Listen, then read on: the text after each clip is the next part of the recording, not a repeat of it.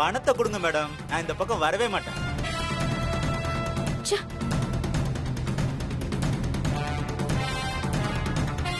இந்தா.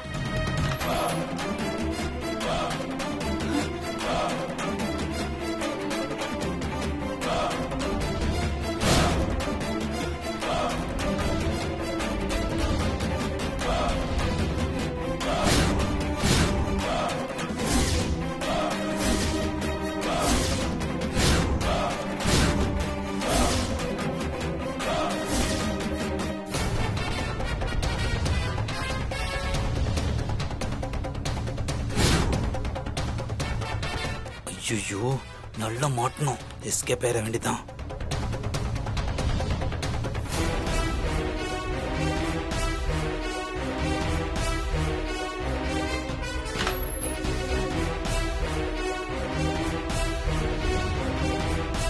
இப்படி வாழ வந்த குடும்பத்தோட நிம்மதியை குறைச்சு அவங்க மான மரியாதையை வாங்க பாக்குறியே, நீ எல்லாம் ஒரு மனுஷியா?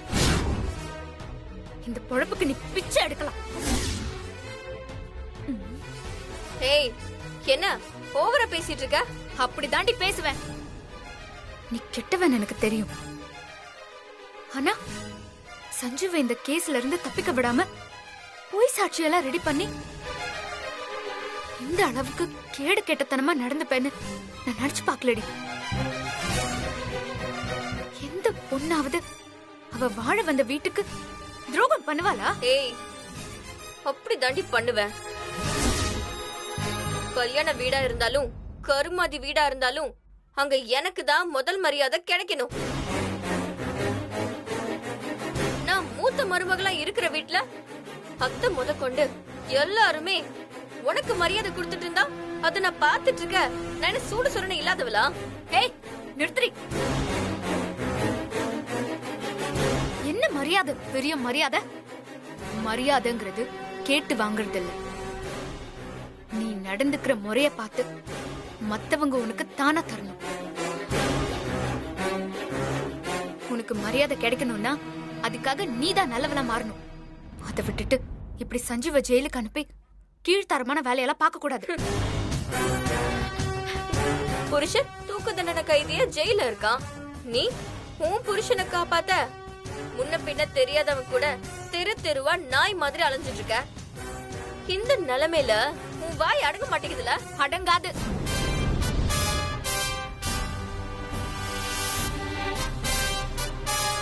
இப்ப கூட அத்தை மாமா சந்தோஷ் கிட்ட நீ ரூம் பாய போய் சாட்சி சொல்ல வச்சு சஞ்சீவ ஜெயிலுக்கு அனுப்பினு சொன்னேன்னு வை. அடுத்த நிமிஷம் எல்லாரும் சேர்ந்து உன்னை கழுத்தை புடிச்சு வீட்டை விட்டு வெளியே அனுப்பிடுவாங்க. அப்புறம் நீ மகாராணியா வாழணும்னு நினைச்ச வீட்ல வேலைக்காரியா கூட இருக்க முடியாது. என்ன சொல்லட்டா? பயப்படாத. உன்னை பத்தி அத்தை மாமா சந்தோஷ் கிட்ட நான் சொல்ல மாட்டேன். ஏன் தெரியுமா? நீ நம்ம வீட்டு மூத்த மருமகள்.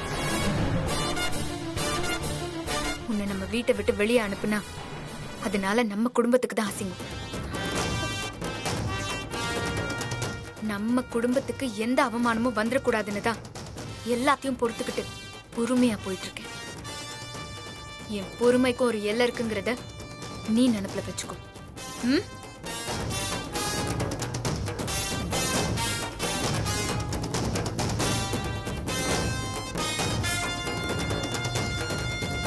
ஏய்,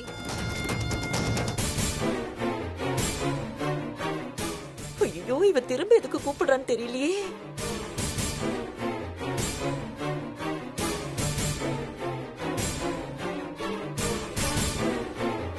வீட்ல ஆளுங்க உன்னை புகழ்றதையே என்னால பொறுத்துக்க முடியல.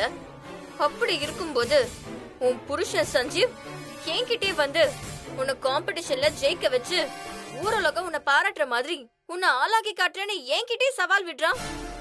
நான் சும்மா இருக்கணுமா? அதுக்குதான் அவனை ஜெயிலுக்கு அனுப்புன. இப்போ நீ பேசின பேச்சுக்கு உன் புருஷனை தூக்குல தொங்க வச்சு உன்னோட தாலி அறுத்து காட்டுறேன்டி.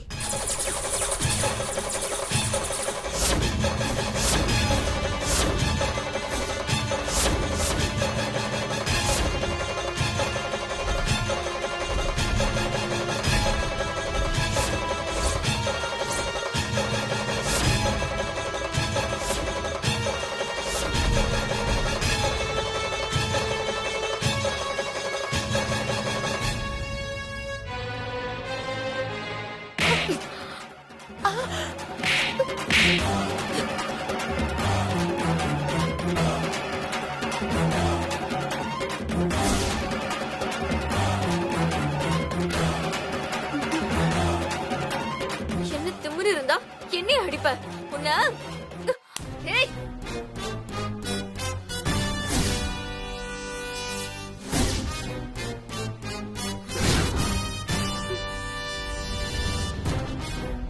விடுடி, கைய விடு. விடுடி, கைய விடுடி. விடுடி, விடுடி.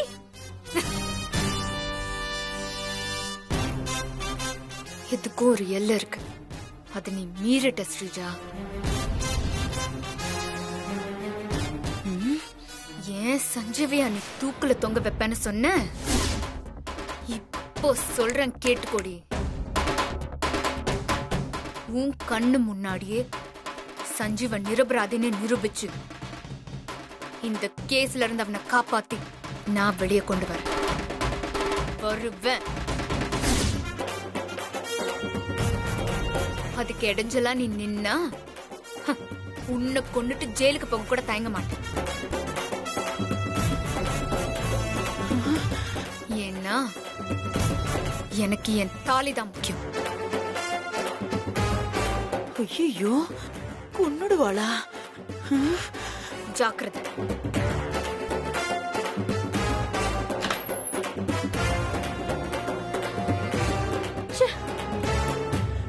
என்ன ஸ்ரீஜா, சாஃப்டா இருக்கா? எவ்வளவு அடிச்சாலும் தாங்குவான்னு பார்த்தா இப்படி திடீர்னு பத்திரகாளியா மாறி ஒன்ன கலாய்ச்சிட்டு போயிட்டா. அது சரி, ஆனா நீ கொஞ்சம் ஓவரா தான் பேசின. ஐயோ, அவ அடிச்ச அடியில உன் கண்ணு இப்படி வீங்கி போச்சே. நல்ல வேளை அப்படி என்ன கண்டுக்கல, இல்லனா உனக்கு விழுந்த மாதிரி எனக்கும் விழுந்திருக்கும்ல. இருக்கியா?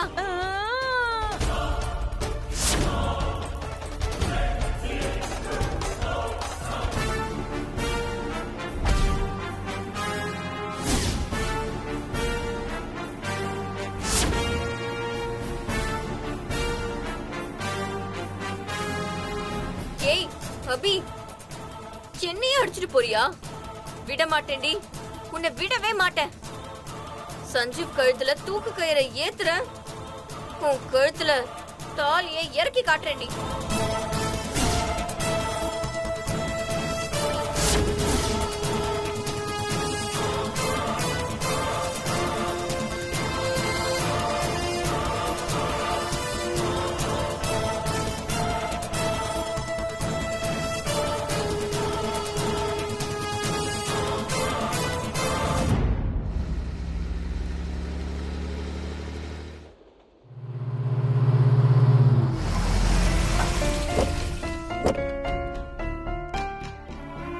அதுவும் அங்கதான் பாருங்க.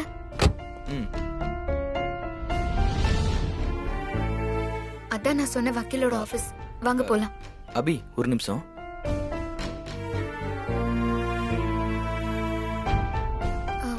என்ன ஜித்தன்? நம்ம வக்கீல் ஆபீஸ்க்கு போறதுக்கு முன்னாடி எனக்கு சில மேட்டர் கிளியர் ஆகணும். நான் கேக்குற கேள்விக்கு கொஞ்சம் டீடைலா பதில் சொல்றீங்களா?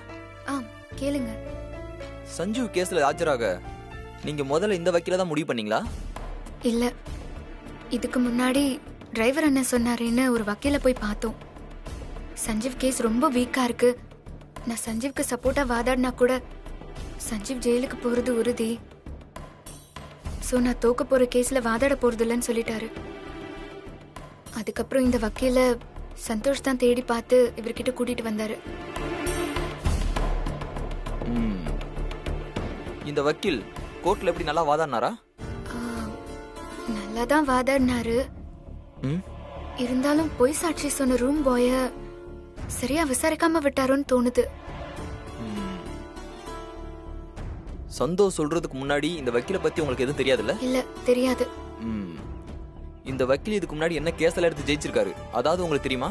ம்ஹும். தெரியாது.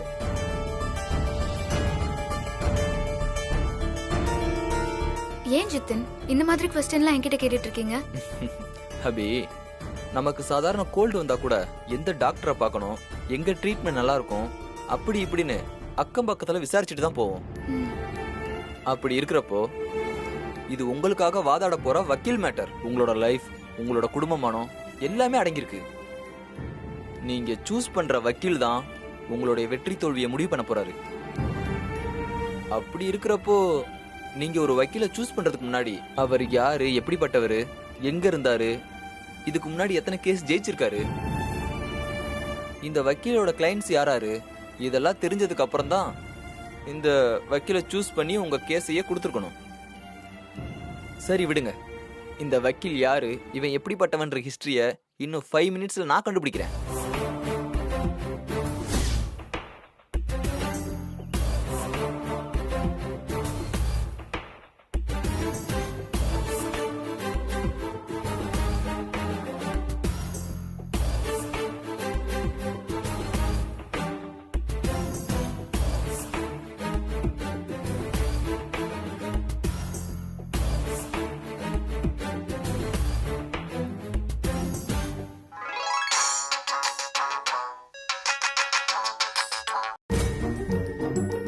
சொல்லு மச்சான். டேய், நான் உனக்கு ஒரு வக்கீலோட நம்பரும் டீடைல்ஸும் வாட்ஸ்அப் பண்ணியிருக்கேன். ஓகே. நீ என்ன பண்றன்னா அந்த வக்கீல் யாரு, எப்படிப்பட்டவன், அவன் நம்பகமானவனா இல்லையா, அவனை பத்தின டீடைல் கலெக்ட் பண்ணி உடனே எனக்கு அனுப்பு. சரி மச்சான். ம். இன்னும் 5 மினிட்ஸ்ல இந்த வக்கீல் தர்மனா சகுனியான்னு தெரிஞ்சிடும்.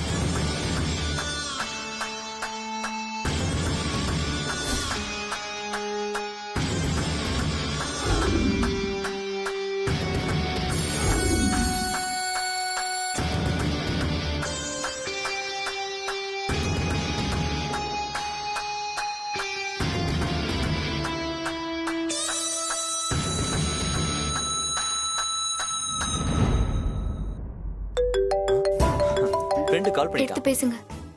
சொல்லு மச்சான். மச்சி, நீ சொன்ன வக்கீலை பற்றின பழைய ரெக்கார்டெல்லாம் பார்த்துட்டேன். அந்த ஆளோட கிளைண்ட்ஸ் எல்லாம் கூட விசாரிச்சிட்டேன். அவங்க யாரும் அந்த வக்கீலை பற்றி நல்ல விதமாகவே சொல்லலடா. ம். அவன் ரெக்கார்ட்ஸ் எல்லாம் பார்த்ததில்ல எதுவுமே சரியில்லடா. அவன் ஃப்ராடு மச்சி. பணத்துக்காக எதையும் பண்ணக்கூடிய ஆளு. ஓகே மச்சான். ம். உங்க ஃப்ரெண்ட் என்ன சொல்றாரு? அபி, இந்த வக்கீல் தப்பான ஆளு. காசுக்காக என்ன வேணாலும் பண்ணுவான்னு சொல்றான். என்ன ஜித்தன் இப்படி சொல்றீங்க? வெயிட், எல்லாம் ஒரு அசம்ஷன் தான், இன்னும் கன்ஃபார்ம் ஆகல. எப்படி கன்ஃபார்ம் பண்றது?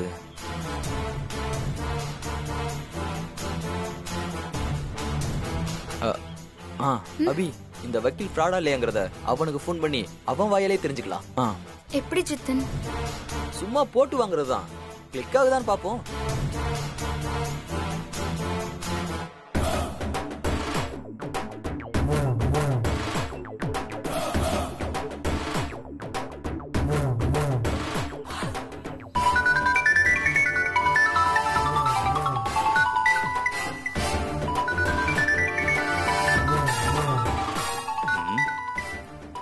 என்னது இது, புது நம்பரா இருக்கே.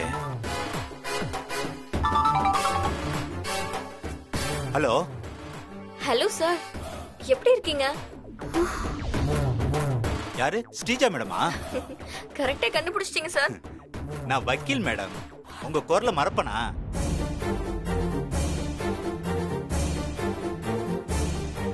என்ன மேடம், புது நம்பர்ல இருந்து கால் பண்ணிருக்கீங்க?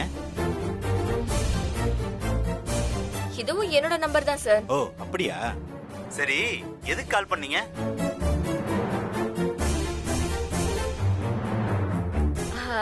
அபி உங்களை பார்க்க வரா சார், அதுக்கு தான் கால் பண்ணேன். அபி என்ன எதுக்கு பார்க்க வராங்க? சஞ்சீவை காப்பாத்த ஹைகோர்ட்ல அப்பீல் பண்ணதா. ஓ அப்படியா?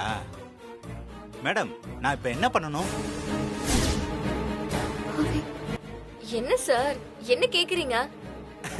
எனக்கு பணம் கொடுக்கிற முதலாளியே நீங்க தானே மேடம். நீங்க சொல்றது தானே செய்யணும். போன தடவை அப்படிதானே பண்ணேன்.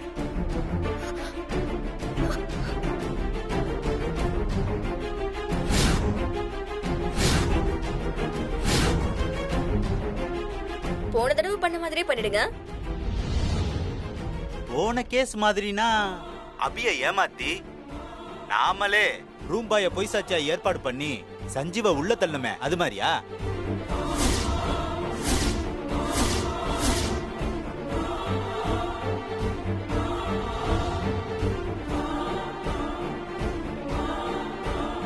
அப்ப சூப்பர் சார். இந்த கேஸ் ஜெயிக்கும்னு சொல்லி அப்படியே கவுத்து விட்டுருங்க. நான் உங்களை நாளைக்கு நேர்ல மீட் பண்ணி பணம் தரேன். Okay madam, okay madam.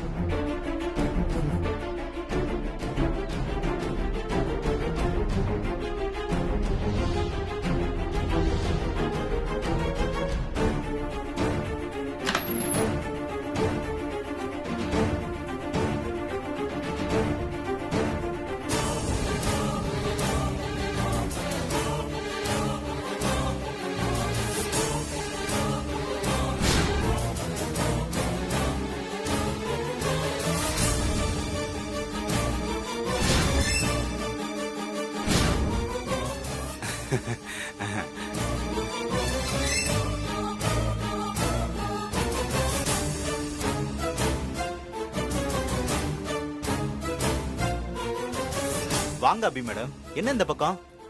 உனக்கு சமாதி கட்ட. இல்ல, என்ன சொல்றீங்க நீங்க?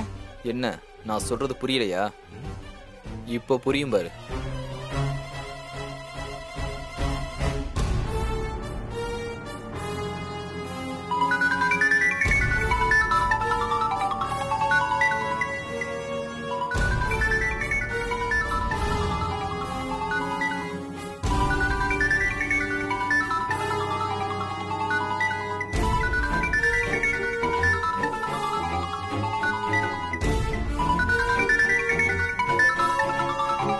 அட்டன் பண்ணுங்க சார்.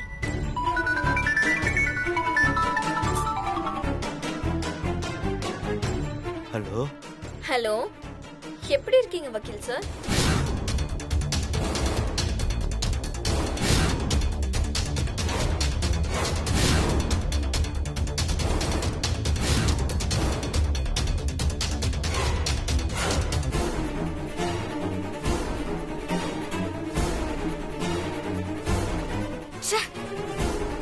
Sorry madam.